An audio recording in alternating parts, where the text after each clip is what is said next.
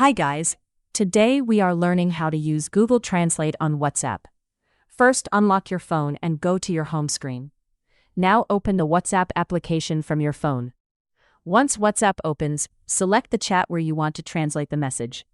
This method is very useful when you receive messages in another language. Now press and hold the message that you want to translate into your language. After holding the message, different options will appear on your screen. Here you need to tap on the copy option. This will copy the text so we can translate it easily. After copying the message, open Google on your phone. Now tap on the search bar at the top of the screen. Type Google Translate and search for it. Once Google Translate appears, simply open it. Once Google Translate opens, tap on the Enter Text section. Different options will appear on your screen here. Now tap on Paste so your copied WhatsApp message appears automatically. This makes the translation process much faster and easier.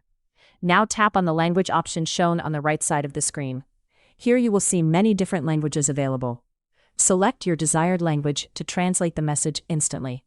Your WhatsApp text will now be translated into the language you choose. And that's how you can easily use Google Translate on WhatsApp step by step. If this video helped you, make sure to subscribe and comment below for more simple tutorials.